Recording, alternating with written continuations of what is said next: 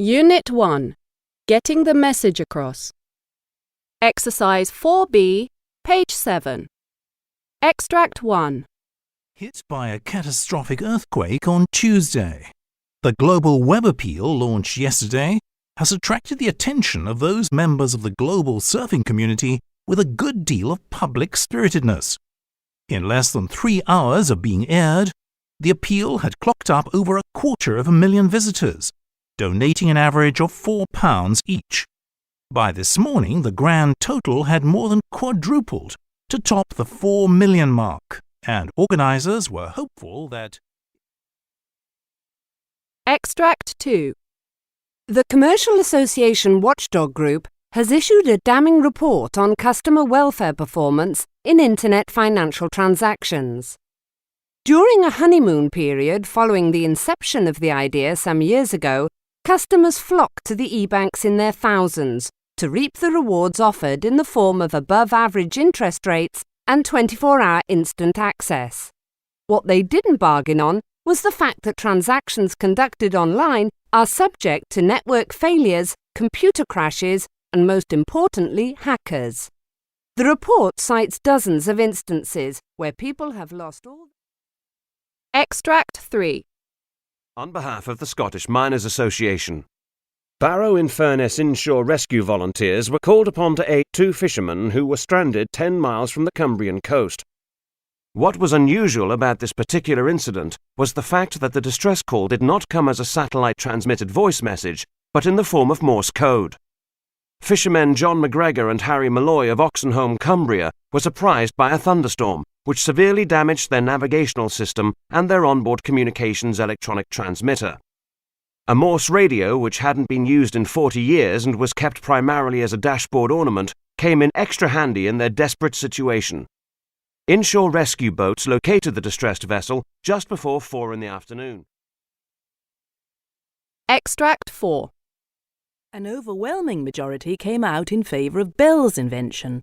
The poll, carried out on behalf of the mobile phone industry, found that 3 out of 4 people would prefer to communicate by word of mouth than to sit down at a keyboard and read and write their messages in the cold, lifeless environment of cyberspace.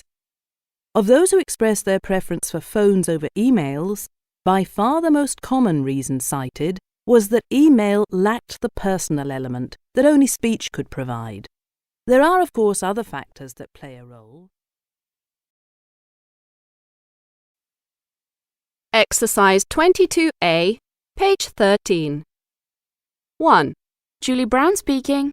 Hello, Julie. Paul here. Oh, hi, Paul. Sorry I couldn't talk earlier. Ian was here with some new figures. Oh, that's okay. So, what can I do for you? Well, it's about the... 2. Hello, Kay. It's Bob. Hi again. Listen, about this afternoon, I'm afraid I can't make it. Oh, that's a pity. Yeah, it turns out I can't leave work early after all. But look, can we arrange it for tomorrow? Sure. Same time and place? 3. Lowland, Vermont. Good morning, Helen. Terry here. Oh, hi, Terry. Is John in yet? I'm afraid he isn't, but he should be coming in any minute now. You want to try him again in 10 minutes? Actually, I'm going into a meeting, so... Oh, can I take a message then? Yes, please. Could you tell him that Terry called from Paris and the discount we wanted has been arranged? OK, sure. I'll pass that on for you. Hi, Barry, it's Tom. Listen, something has come up and Tanya can't make it tomorrow. Fred is coming, though, so we can still have the discussion. The other option is to move the meeting to Friday so that we can all be there. Give me a ring when you get a chance so that I know what you want to do. It's 2:30 now. I'll be at work for another couple of hours. After that, you can reach me on my mobile. Cheers. 5. Good afternoon, Claire de Lune. How may I help you? Oh yes, good afternoon. I'm phoning on behalf of Maria Clarkson of Clarkson Enterprises, and I would like to inquire whether you have a table available for a party of 5 for this evening. What time would Miss Clarkson and her party be joining us? 8:30 would be fine. If you could just hold for 1 minute while I check reservations, and I'll be with you in a moment. Oh, certainly. Yes, it appears there has been a cancellation, and our finest table will be available for 8:30 this evening. Oh, that's lovely. Thank you so much. My pleasure. Goodbye. Goodbye. Exercise 27, page 14.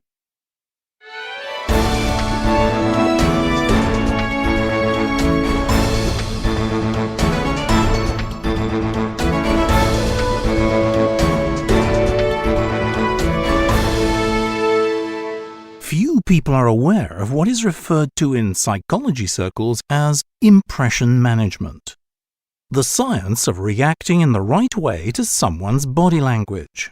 And even fewer people realize how extremely useful recognizing and exploiting body language can be. It is a rare individual indeed who is aware that he is making an impression before he has even opened his mouth. The reason for this oversight is that most people tend to think of communication as verbal language only, but we communicate in other ways as well. Obviously, I'm talking about body language. Body language, the way one stands, sits and moves, speaks non-verbal volumes about a person. To begin, let's take posture. Now, a person who is adopting what we call an open posture stands fully facing his audience. His arms hang loosely at his sides, and the palms of his hands are clearly visible. Both feet are planted firmly on the ground, and he holds himself erect. An individual who maintains this body posture is sending out positive signals. He is silently indicating that he is open to what the other party is saying. He is relaxed about and interested in the other person. So, what does it mean if a person seems kind of closed in on himself? A person with a closed posture stands with his arms folded or even wrapped about his torso. His hands are hidden from view and he is partially turned away from his audience. If he is sitting, his legs are crossed. Perhaps he is slightly hunched over. Bad impression management. This type of stance signals, "I don't want to be here," and that they are on the defensive. They feel uncomfortable, and they are expecting some sort of attack, most likely verbal, which is not particularly conducive for making a good first impression. Let's go one step further and see what body language shows about an ongoing conversation. You've just said something.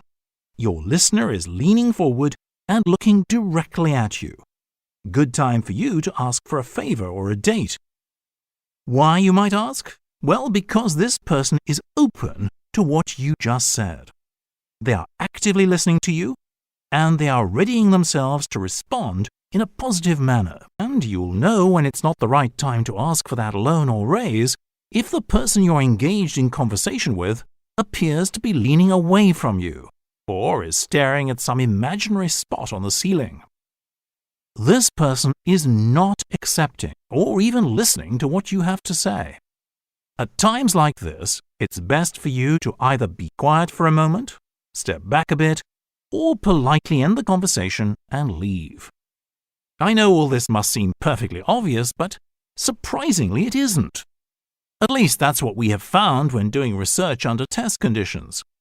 People are not reading other people's unspoken messages, and they are not exploiting their own body language to communicate productively.